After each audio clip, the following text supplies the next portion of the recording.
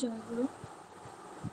এখন ইষ্ট প্রসঙ্গ করার জন্য আহ্বান জানাই শ্রদ্ধেয় অধ্যাপক নন্দজ্যোতি বিশ্বাস দাদাকে। দাদা জয়গুরু। জয় গুরু মা।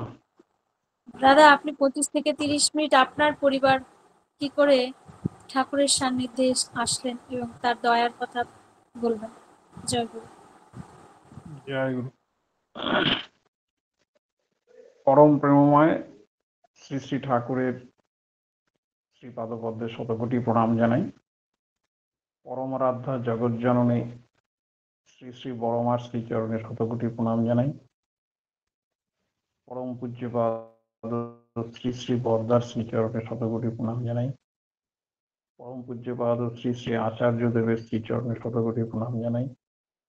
পূজনীয় অবিন্দ দাদার শ্রীচরণে শতকোটি প্রণাম জানাই। সেই সঙ্গে অন্য সকলের শ্রীচরণে জানাই কোটি কোটি প্রণাম। এই নাম ধ্যান স্বস্তি যজ্ঞের তত্ত্বাবধানে প্রতিদিন সকালে এবং রাত্রে 30 মিনিট নাম ধ্যানের পর ইষ্ট প্রসঙ্গ হয়। তো আমার শ্রদ্ধেয়া মা, শর্মিষ্ঠা মা আমাকে আজকে সুযোগ করে দিয়েছেন ইষ্ট প্রসঙ্গ করার জন্য। এই জন্য আমি ওনার কাছে অবশ্যই সেই সঙ্গে আজকের এই মহতি নাম ধ্যান যজ্ঞে উপস্থিত সকল শ্রী শ্রী ঠাকুরের পবিত্র পুত পাঞ্জাধারী কর্মীবৃন্দ এবং সকল ইষ্টপ্রাণ দাদা ভক্তিমতী মায়েরা, ছোট ছোট ভাই বোনদের আমি যথাযোগ্য স্থানে আমার প্রণাম, শুভেচ্ছা, ভালোবাসা এবং অন্তরের অন্তঃস্থল থেকে আনন্দিত জয়গুরু জানাই। শ্রদ্ধেয়া শর্মিষ্ঠা মা আমাকে আগেই বলে দিয়েছেন আমরা কি করে ঠাকুরকে পেলাম। প্রথমেই বলি, আমরা অ্যাকচুয়ালি 8 ভাই বোন।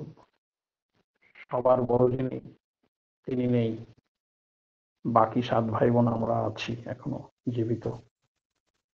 আমি সবার ছোট, অর্থাৎ আমি অষ্টম সন্তান। আমার বয়সই এখন 66 ইয়ার্স এবং আমার বর্দা 80 ঊর্ধ্বে। এবং পরম দয়াল শ্রী শ্রী ঠাকুরের কৃপায় আমরা এখনো সবাই মোটামুটি ভাবে সুস্থই আছি। আর যার মাধ্যমে আমরা পরম দয়াল শ্রী শ্রী ঠাকুরকে লাভ করেছি বা পেয়েছি, শ্রী শ্রী ঠাকুরকে,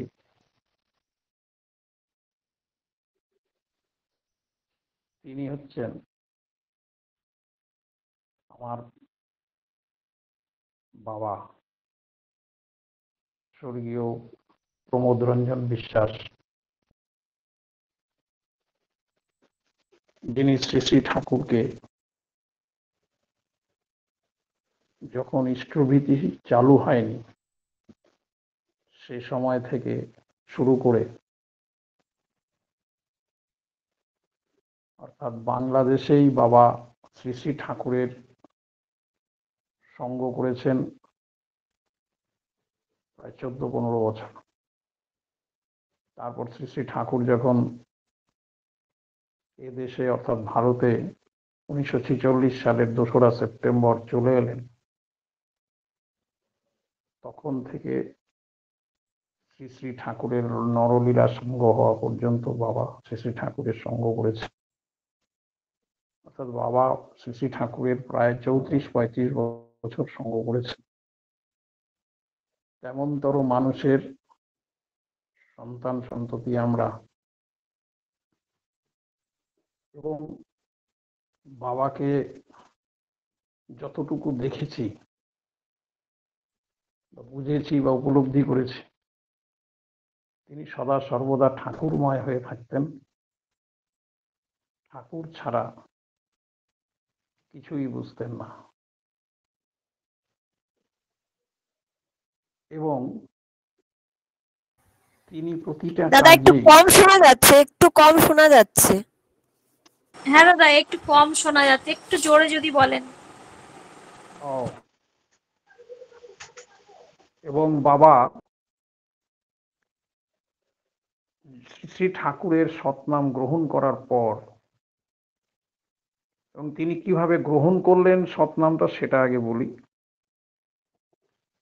আমার বাবা ছিলেন প্রচন্ড রাগী। এখন শোনা যাচ্ছে? হ্যাঁ দাদা। হ্যাঁ, আমার বাবা ছিলেন প্রচন্ড রাগী, বদমেজাজি। তো বাবা বিয়ের পরে বাবার যিনি মামা শ্বশুর, তিনি আসতেন প্রায়। তখন বাবা তো বাংলাদেশের সিলেট জেলায় থাকতেন, ওখানেই চা বাগানে চাকরি করতেন। তিনি দেখলেন, এ বাবা, এই জামাই তো সাংঘাতিক, এরকম বদরাগী, ক্রোধ, তারপরে হিংসা মনোভাব, এ তো আমাদের মেয়ের জীবন অস্তব্যস্ত হয়ে যাবে। একে এক্ষুনি সদ্দীক্ষা না দিলে নয়। তো সেই মামা শ্বশুর বাবাকে যাজন করে করে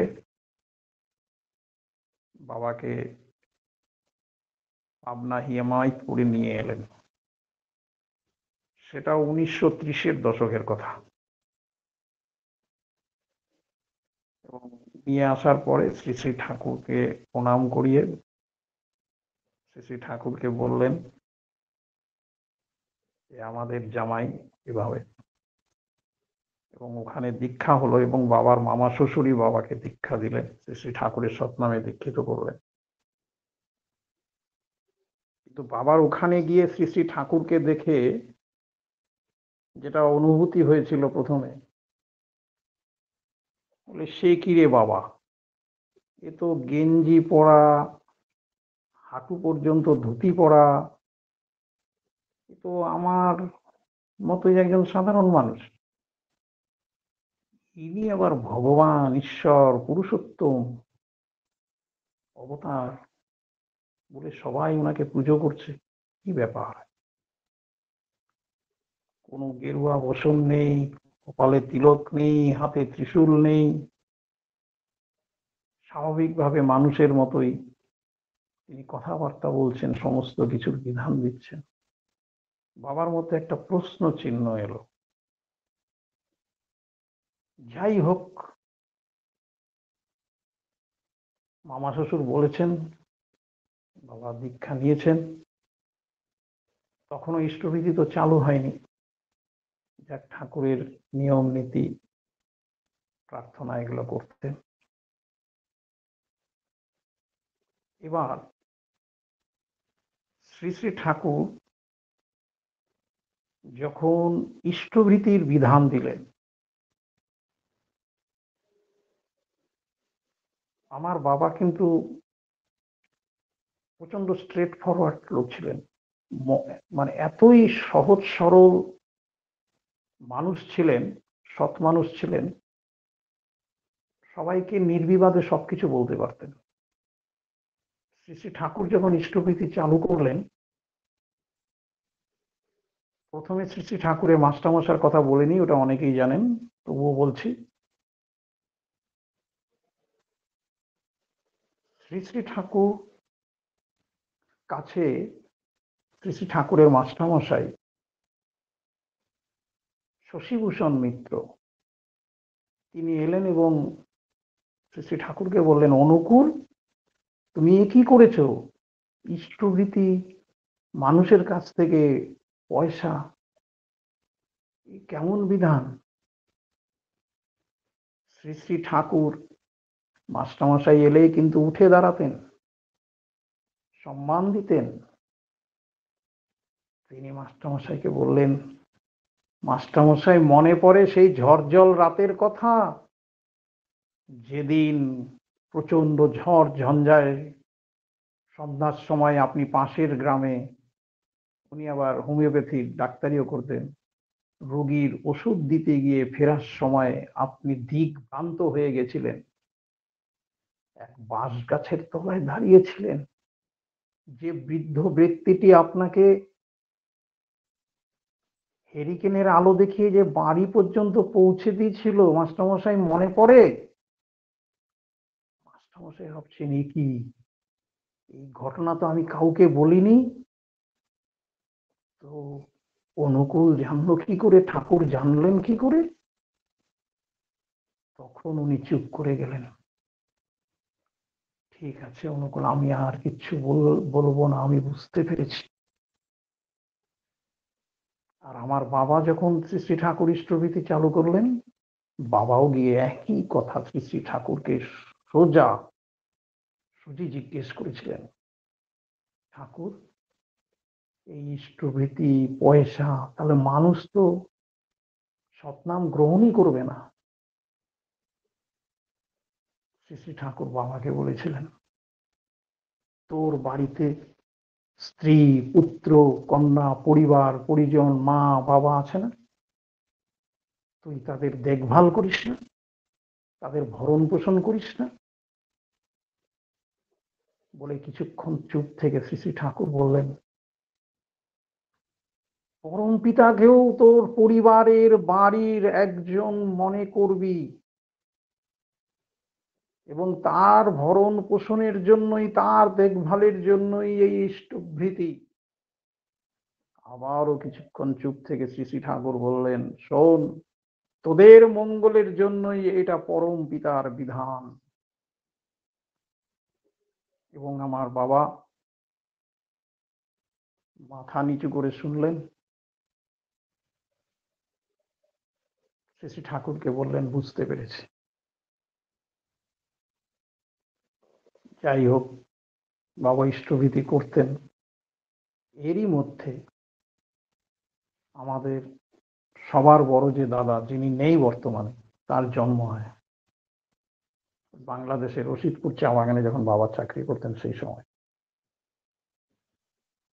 জন্মের পরে বছর দেড়েকের পরে সেই দাদার কঠিন অসুখ হয়।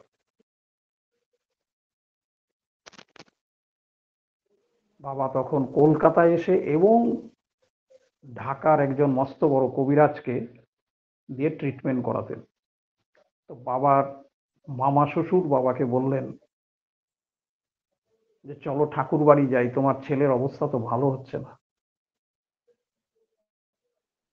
ঠাকুরের কাছে গিয়ে বাবা নিবেদন করলেন। শ্রী শ্রী ঠাকুর বাবাকে বললেন, কুলেখাড়া গাছের পাতার রস খাওয়াবি না, ঠিক হয়ে যাবে। বাবা তখন, যেহেতু কুলেখাড়া গাছের পাতার রস এটা আয়ুর্বেদিক ওষুধ, সেই জন্য ঢাকার সবচেয়ে বড় যে কবিরাজকে বাবা দেখাতেন, তাকে গিয়ে বললেন। এই নামটা এখনো মনে আছে, বাবা বলতেন পীতাম্বর কবিরাজ। তো সেই কবিরাজ মশাই বাবাকে বললেন, না, আপনার ছেলের যা সিমটম, তাতে এতে কোনো কাজ হবে না। তো বাবাও খাওয়ায়নি। অবস্থা আরো সংকটাপন্ন হয়ে সেই দাদার যখন 3.5-4 বছর বয়স, সেই দাদা মারা যান। আমার এটা বলার উদ্দেশ্য, বাবা খাওয়াননি মানে বাবার তখনও শ্রী শ্রী ঠাকুরের উপর, তিনি যে ঠাকুর, তিনি যে ঈশ্বর, তিনি যে অবতার, তিনি যে ভগবান, সেই বিশ্বাসটা পুরোপুরি আসে। যাই হোক, যেদিন আমাদের সেই দাদা, অর্থাৎ বংশের প্রথম সন্তান, মারা গেলেন, যেদিন বাবা বাড়িতে কাউকে না বলে, বাবাদের জয়েন্ট ফ্যামিলিও ছিল, সোজা চলে আসেন হিমায়তপুরে শ্রী শ্রী ঠাকুরের কাছে। ভোরবেলায় গিয়ে পৌঁছেছেন। শ্রী শ্রী ঠাকুর বাবাকে দেখেছেন, একজন ভক্তকে বললেন মুখে ডাকতো, বাবা গেলেন সামনে।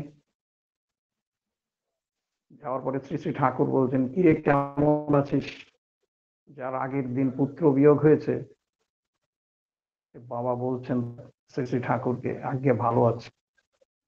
আবার কিছুক্ষণ পরে, 2-3 মিনিট পরে শ্রী শ্রী ঠাকুর আবার বাবাকে বললেন, কিরে কেমন আছিস? আবার বাবা বললেন, আজ্ঞে ভালো আছি।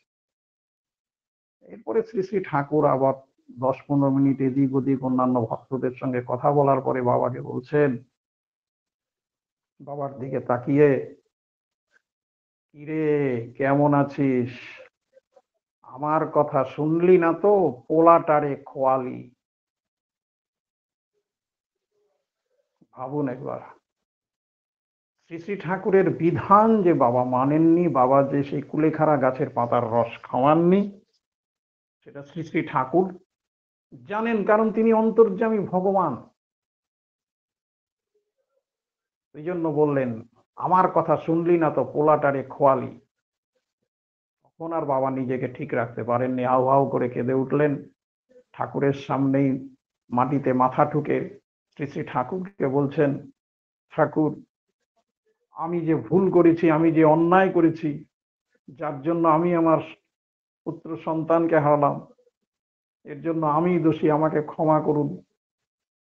এই পাপ ক্ষমার অযোগ্য। বলছে, এখন থেকে শ্রী শ্রী ঠাকুর আমি আর আপনার কথার অন্যথা করব না, আপনাকে কথা দিচ্ছি। বাবা দেখছেন শ্রী শ্রী ঠাকুরের চোখেও জল। ভক্তের অধীন ভগবান তো। ঠাকুরকে প্রণাম করে বাবা চলে আসলেন এবং যাত্রাপথে যখন ফিরছেন, ট্রেনের মধ্যে যেদিকে তাকাচ্ছেন চারিদিকেই দেখছেন সব ঠাকুর। ট্রেনে প্যাসেঞ্জাররা বসে আছে, ঠাকুর বাইরে দিয়ে তাকাচ্ছে, গরু ঘাস খাচ্ছে, দেখছেন ঠাকুর।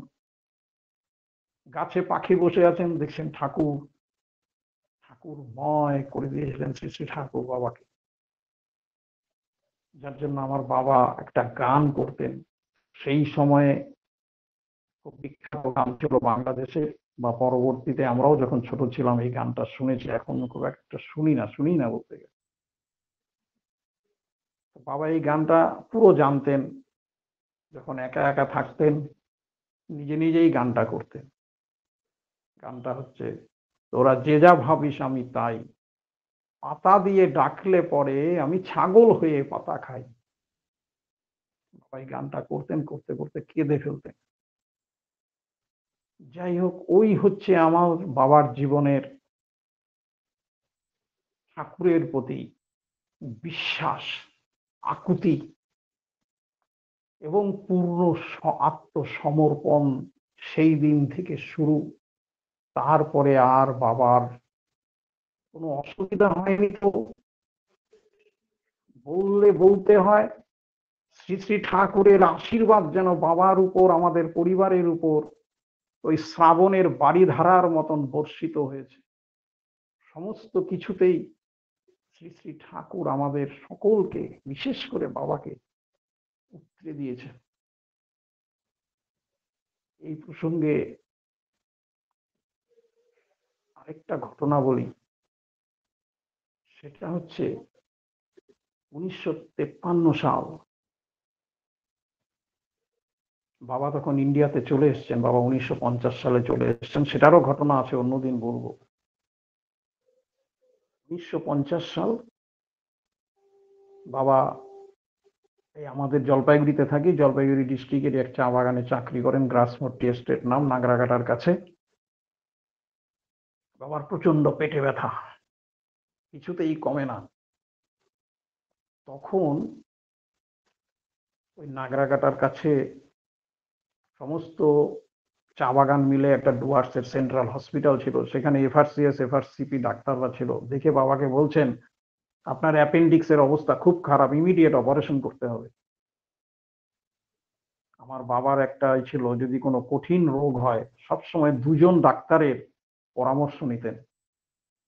সেই জন্য বাবা জলপাইগুড়ি যে সদর হসপিটাল, সবচেয়ে বড় হসপিটাল, জেলা হসপিটাল, এখানে এসেও সবচেয়ে বড় সার্জনকে দেখালেন, তিনিও তাই বললেন যে অ্যাপেন্ডিক্সের অবস্থা খুব খারাপ, ইমিডিয়েট অপারেশন করতে হবে। আর 1953 সালে আপনারা সবাই জানেন, তখন চিকিৎসা ব্যবস্থাটা উন্নত ছিল না। অপারেশনের নাম শুনলেই সবার প্যানিক, ভয়ে চলে আসত। তো বাবা কি করলেন, বাবা শ্রী শ্রী ঠাকুরকে টেলিগ্রাম করলেন ওই বাগান থেকে, দেওঘর। এই বলছে, ডাক্তাররাই বলছে। শ্রী শ্রী ঠাকুর বাবাকে টেলিগ্রামে উত্তর দিচ্ছেন, operation not required. Go to Calcutta and consult with a good doctor.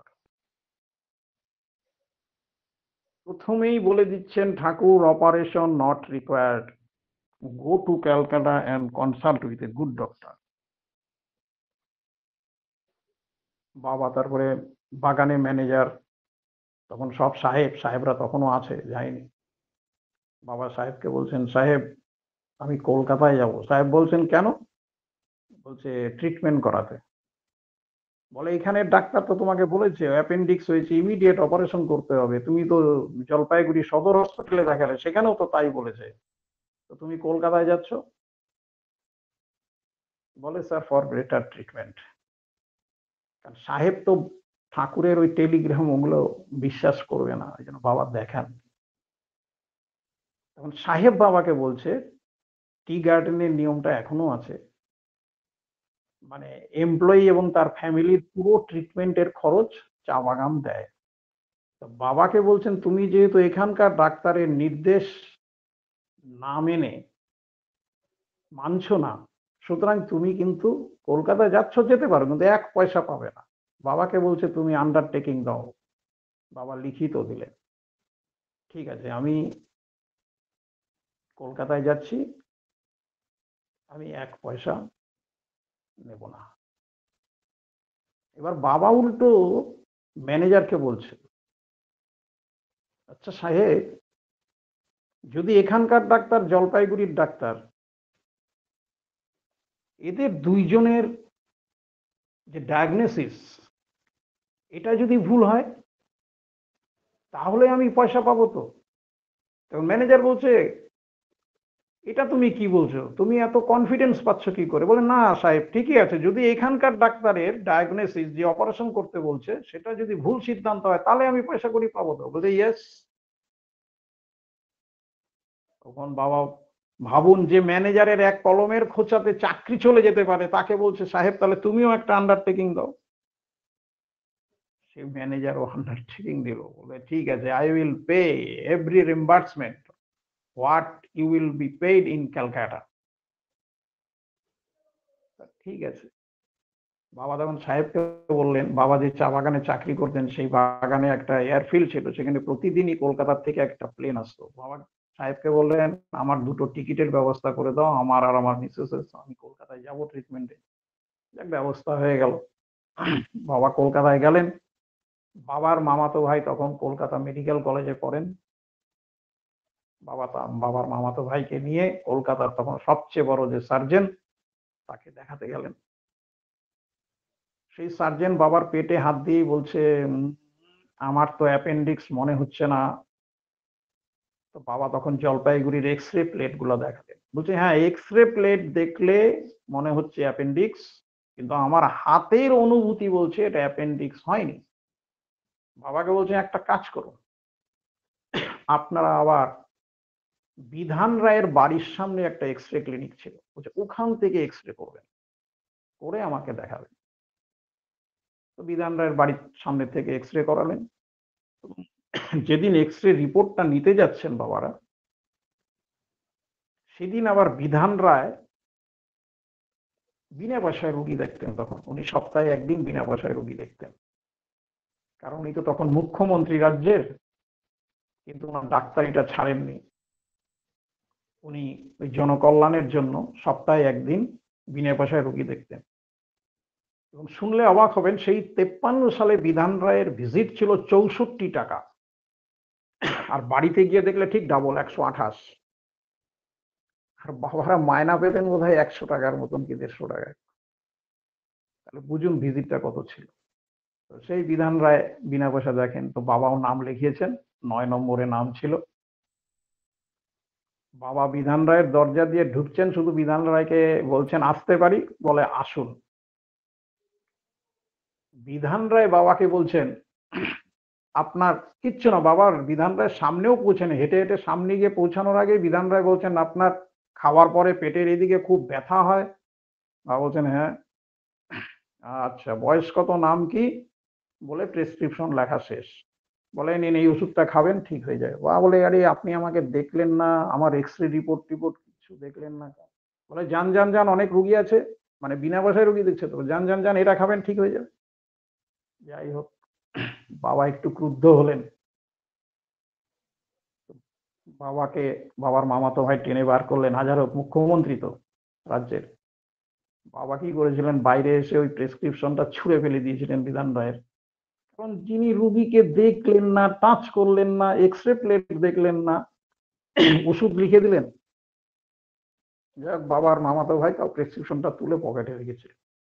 বিকেল বেলায় তো সেই সার্জেন্ট যাকে দেখিয়েছিল তার কাছে গেল, তাকে কলকাতার থেকে যে এক্সরে করানো হয়েছিল সেই এক্সরে রিপোর্টটা দেখানো হলো। উনি তখন বলে, আপনার অ্যাপেন্ডিক্স হয়নি, আপনার এখানে যে স্পটটা দেখা যাচ্ছে তাতে যে জলপাইগুড়ির ডাক্তাররা বলেছে যে অ্যাপেন্ডিক্স, ওই স্পটটা দেখে বলেছে অ্যাকচুয়ালি আপনার অ্যাপেন্ডিক্স নয়, এটা পেটের একটা অন্য একটা ক্রিটিক্যাল রোগ, এটা আপনার সার্জিক্যাল কেস নয়, কোনো ফিজিশিয়ানকে দেখান, আপনার রোগ হচ্ছে এই। তখন বাবার মামাতো ভাই ওই বিধান রায়ের প্রেসক্রিপশনটা দেখায়। তখন ওনার চেয়ে বোধহয় বিধান রায় সেই সময় বয়সে ছোট ছিলেন। তো বিধান রায় সেই প্রেসক্রিপশন দেখে বলছেন, আরে এই তো আমি যে রোগ লিখেছি, এই ওই ডাক্তার সার্জন বলছে, আরে আমি যা রোগ লিখেছি বিধানও তো তাই লিখেছে, তাহলে তো কোনো অসুবিধাই নেই, এই তো এই ওষুধটা খান ঠিক হয়ে যাবে। বাবাকে বললেন। বাবাও তখন হতবাক, বলে সে কি রে বাবা। যাই হোক, ট্রিটমেন্ট করে বাবা চা বাগানে ফিরে এলেন।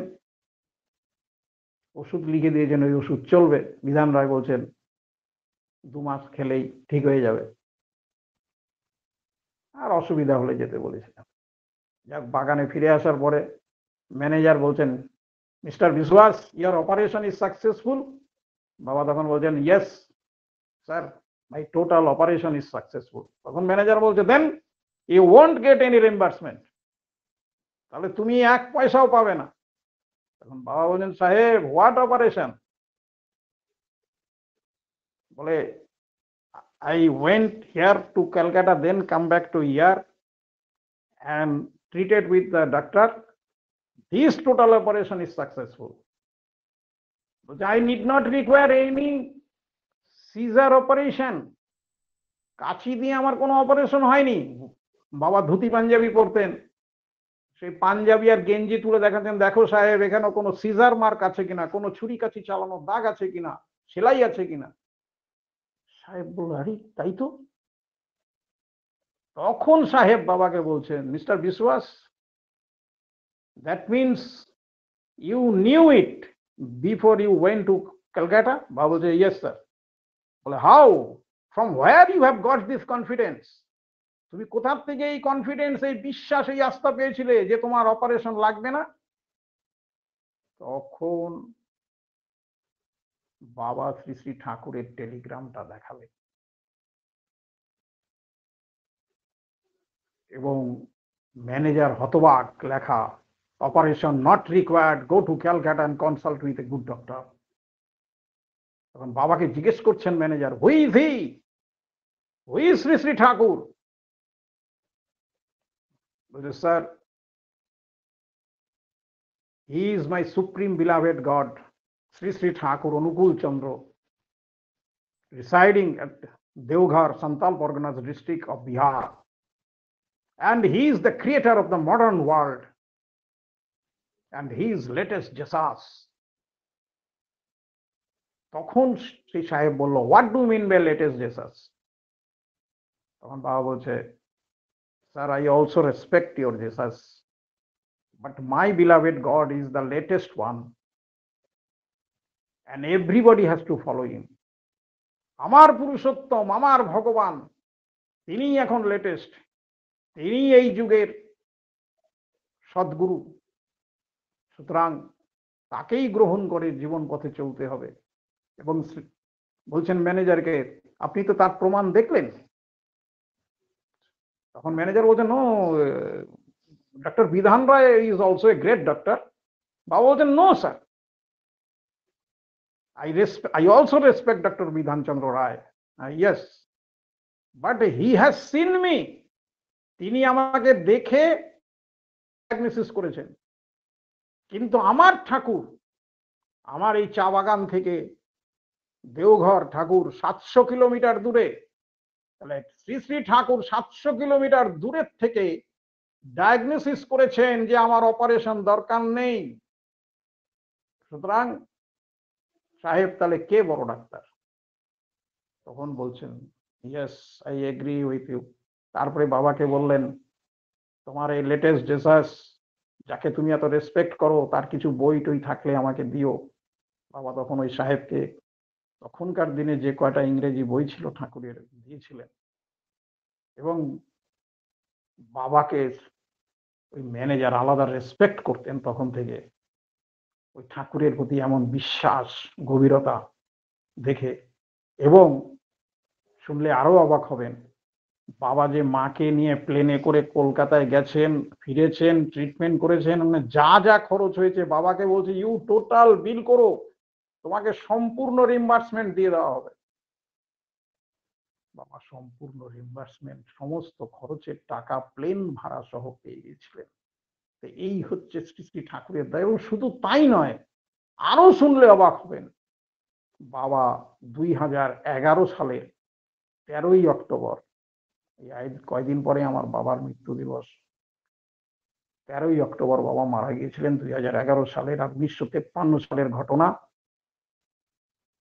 ওই 1953 সাল থেকে 2011 এই পর্যন্ত বাবার আর কোনো দিন পেটের সমস্যা হয়নি। এইটাই শ্রী শ্রী ঠাকুরের অসীম দয়া, কোনো দিন হয়নি। সমস্ত কিছু নির্দ্বিধায় হজম করতে। জানি না আর সময় আছে কিনা। এই ঘটনার পরিপ্রেক্ষিতে একটা জিনিস লুকিয়ে আছে। ওই আমার বাবা বলতেন, তোমার সব অবস্থার ভিতর তার মঙ্গল ইচ্ছা বুঝতে চেষ্টা করো। আমার বাবা ছিলেন তখন চা বাগানের হেড ক্লার্ক, এবং বাগানে বড় করে কালী পুজো হতো। সেই কালী পূজায় ম্যানেজার হতেন প্রেসিডেন্ট, আর এই হেড ক্লার্ক বা বড়বাবু তিনি হতেন সেক্রেটারি। এবার বাবা তো ঋত্বিক। শ্রী শ্রী ঠাকুর 1947 সালের জানুয়ারি মাসে বাবাকে স্বহস্তে সহপ্রতি ঋত্বিকের পাঞ্জা প্রদান করেছিলেন। বাবা তো সহপ্রতি ঋত্বিক। এবার বাগানে কালী পূজায় শয়ে শয়ে পাঠা বলি হয়। কি করে বাবা মানবেন? আপনারা অনেকেই জানেন, শ্রী শ্রী ঠাকুরের যখন পাবনা হিমায়তপুরে, তখন একদিন, তখন ঠাকুরের বয়স কম, রাস্তা দিয়ে যাচ্ছিলেন, দেখেন এটা কালীবাড়িতে একটা পাঁঠাকে মাথায় তিলক টিলক পরিয়ে বলির জন্য রেডি করা হচ্ছে। ঠাকুর দৌড়ে গেলেন, সে পাঁঠাটিকে আঁকড়ে ধরলেন।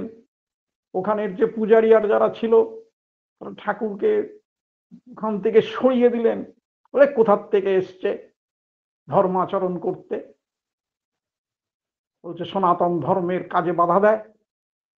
যাই হোক, বাবা ঠাকুর পারলেন না, চলে এলেন মন্দিরে। এসে শ্রী শ্রী ঠাকুরের তখন পরম ভক্ত নফর ঘোষ, শ্রী শ্রী ঠাকুর এবং মাতা মনমোহিনী দেবী তাকে নফরা বলে ডাকতেন। নফরা কইরে, নফরা কইরে বলে ঠাকুর যেন দৌড়ে বেড়াচ্ছেন। বলছে হ্যাঁ বলুন ঠাকুর। এবং এই নফর ঘোষ ছিলেন একেবারে শ্রী রামচন্দ্রের হনুমানের মতন। ঠাকুর যা বলতেন করতেন, এতখানি আত্মসম্মান।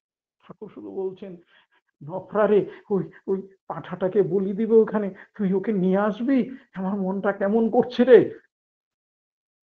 নফর ঘোষ আর কিছু শোনেননি। ওখানে গিয়ে অতগুলো লোকের সঙ্গে সংগ্রাম করে সেই পাঁঠাটাকে নিয়ে কোলে তুলে দৌড়ে পালিয়ে এসে ঠাকুরের কাছে দিয়েছিলেন। ঠাকুর, এই যে প্রভু নিয়ে এসেছি, একে আমি বলি দিতে দেয়নি। শ্রী শ্রী ঠাকুরের কি আনন্দ। এই ঘটনা তো বাবা জানতেন। তো বাবা বলছেন, এই যে শয়ে শয়ে পাঠা বলি হয়, এটা হলে আমি দেখবো কি করে, আর আমি সেক্রেটারি। বাবা ম্যানেজারকে ডাইরেক্ট বললেন, ম্যানেজার, আমি এই পুজোর সেক্রেটারি হতে পারবো না, কারণ আমার ঠাকুর পশু বলির বিরুদ্ধে। আমার ঠাকুর পশু বলি মানেন না, কারণ এই যে পশু, এরাও তো creature of the God. Do you agree with me? বাবা ম্যানেজারকে বলছেন, আপনি এগ্রি করেন তো যে এই পশুরাও ক্রিয়েচার অফ গড? তখন ম্যানেজার বলছে ইয়েস। বলে then how it is possible to kill them? তখন ম্যানেজার বলছে বাবাকে, এটা তোমাদের হিন্দু কালচার, তোমরা জানো, আমি কি করে ইন্টারফেয়ার করবো? তখন ম্যানেজারকে বাবা বলছেন, ঠিক আছে, আমি তো বলছি না আমি সেক্রেটারি হব, অন্য কাউকে করুন, আমি সেক্রেটারি থেকে এই কাজ করতে দিতে পারবো না, আমার নীতি আদর্শের পরিপন্থী, আমার ঠাকুরের আদর্শের পরিপন্থী। তখন বাবাকে বলছে, অন্য সবাইরা তো চাচ্ছে, তুমি একা কি করবে? বাবা বলছেন, ওই জন্যই তো আমি বলছি, আমি পারবো না বলেই তো বলছি যে অন্য কাউকে। ম্যানেজার বলছেন, no, it is the rules and regulation of tea garden, by virtue of your post, as because you are the head clerk, so you will be the secretary. তখন বাবা বলছেন, তাহলে এই পশু বলি বন্ধ করতে হবে। তখন ম্যানেজার বলছে, ঠিক আছে, মিটিং ডাকছি। শুধু বাবা ম্যানেজারকে বলছে, ম্যানেজার তুমি শুধু আমাকে সাপোর্ট করো। ম্যানেজার বলছে, ওকে। সভা ডাকা হলো, মিটিং এ একদম তুমুল বাকবিতণ্ডা, আর কেউ মানছে না। বাবাকে বারবার বাগানের অন্য সমস্ত যারা হিন্দু বাঙালি স্টাফ তারা বলছে, আপনি কি ব্যাপার, আপনি আপনার ঠাকুর, আপনার নীতি আদর্শ কি বলছেন, হিন্দু সনাতন ধর্মকে মানবেন না? বাবা বলছে, না, হিন্দু সনাতন ধর্ম বলে তো এটা নাই। বাবা ওখানে একটা কথা বলেছিলেন, এটা আপনারাও হয়তো অনেকে জানেন। শ্রী শ্রী রামকৃষ্ণ দেব যখন দক্ষিণেশ্বরের পূজারীর দায়িত্ব নিলেন, এবং তখন ওখানে যে কালী পুজো হতো, কালী পূজার সময় সেখানে কিন্তু পাঁঠা বলি হতো না, এবং দক্ষিণেশ্বরের কালী পুজোতে এখনো পাঁঠা বলি হয় না। শুধু তাই নয়, ওখানকার পুজোতে কারণই যেটা মদ নাকি লাগে সেটাও ব্যবহার হয় না সে রামকৃষ্ণ দেবের সময় থেকে। যাই হোক, এটা বলার পরে বাগানের সব স্টাফের মুখ বন্ধ। সাহেবও শুনলো, সেই পাঁঠা বলি বন্ধ হয়ে গেল। এবং ওই 53 সাল থেকে 76 সাল পর্যন্ত বাবা ছিলেন ওই চা বাগানের। 76 সালে বাবা রিটায়ার করেছিলেন চা বাগানের বড়বাবু। ওই 53 সাল থেকে 76 সাল পর্যন্ত কোনো দিন কোনো কালী পূজায় আর পাঁঠা বলি হয়নি। একটা দৃষ্টান্ত, যেখানে সর্বত্র সমস্ত জায়গায় পাঁঠা বলি দিয়ে কালী পূজা হয়, কিন্তু ওই গ্রাসমোর চা বাগানে আর হয়নি। এটা হচ্ছে ঠাকুরের প্রতি বিশ্বাস, আস্থা। এবং তিনি ওই সঙ্গে থেকে কালকে যেটা শুনেছিলেন ওই শ্রদ্ধেয় কুলীন বিহারী পাল দাদার কাছ থেকে, তার প্রতি অগাধ আস্থা, বিশ্বাস, নির্ভরতা থাকলে তিনি সহায়তা করেন। তো সেটা বাবা যতদিন ছিলেন ততদিন হয়নি, কিন্তু বাবা আবার রিটায়ার করার পরে আবার পাঠাবলি শুরু হয়েছিল। এখন তো সরকারি নিয়মে হয় না। যাই হোক, আজকে এই দুটো ঘটনা দিয়ে আমার যে বাবার ঠাকুরের প্রতি শ্রদ্ধা, বিশ্বাস এবং প্রতিনিয়ত যে ঠাকুরের আশীর্বাদ বাবা পেয়েছেন জীবনের সর্বক্ষেত্রে, সেটা অতুলনীয়। আমরা তার এখন বাকি 7 জন ছেলে মেয়ে সেটা মেনে চলছি, এবং এইটুকু নির্দ্বিধায় বলতে পারি, আমরা 7 ভাই বোন সবাই সৎভাবে জীবনযাপন করি। আমরা নির্দ্বিধায় সর্বত্র সর্ব ব্যাপারে আমরা সৎ। আমরা পারলে মানুষের মঙ্গল করি, কারো ক্ষতির চিন্তা করি না। শ্রী শ্রী ঠাকুরের নীতি আদর্শ পুরোটা পারি কিনা জানি না, বাবার মতন তো নয়, কিন্তু মেনে চলার চেষ্টা করি। আপনারা সকলে ভালো থাকবেন, সুস্থ থাকবেন, আনন্দে থাকবেন। এবং শ্রদ্ধেয় শর্মিষ্ঠা মা বোধহয় বলেছেন কালকেও বলতে, তো কালকে পরবর্তী বাকিটা আরো অনেক আছে, কালকেও শেষ হবে না, বলতে থাকবো, পরে আবার কোনোদিন দেখা যাবে। যাক, আপনারা সকলে ভালো থাকবেন, সুস্থ থাকবেন, আনন্দে থাকবেন। জয় গুরু, বন্দে পুরুষোত্তম। জয় গুরু দাদা, জয় গুরু। আপনি যদি প্রতিদিন বলেন তাহলে আমরা খুশিই হব দাদা। আপনি শুধু সময় দিলে আমরা রাজি। খুব সুন্দর আমার শ্রদ্ধেয় দাদা আলোচনা করলেন যে তিনি ছিলেন নররূপী নারায়ণ। পরমপিতাকে পরিবারের একজন ভাবতে হয়, তার ভরণ পোষণের জন্য ইষ্টভীতি, আর ইষ্টভীতি হচ্ছে মঙ্গল যজ্ঞ। তিনি অন্তর্যামী, তার বিধানগুলো যদি আমরা মেনে চলতে পারি এবং তার উপরে যদি পূর্ণ বিশ্বাস এবং নির্ভরতা থাকে, তিনি তাহলে আমাদের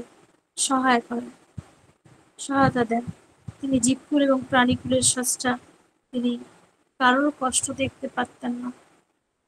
শ্রী ঠাকুরের কথা এবং আপনার বাবার জীবনের দয়ার কথা বলে আমাদের প্রত্যেককে সমৃদ্ধ করলেন। জয় গুরু দাদা, আমরা অনেক অনুপ্রেরণা পেলাম। পরমপিতা রাঙা আতুল চরণে আপনার এবং আপনার পরিবার পারিপার্শ্বিকের সবার সুদীর্ঘ নিরোগ জীবন আমরা প্রার্থনা করি। ভালো থাকুন, সুস্থ থাকুন, আর আমাদের সঙ্গে যুক্ত থাকুন, আর প্রতিদিন তার কথা বলে তার প্রতি আমাদের তন্মুখী করে তুলুন। জয় গুরু দাদা।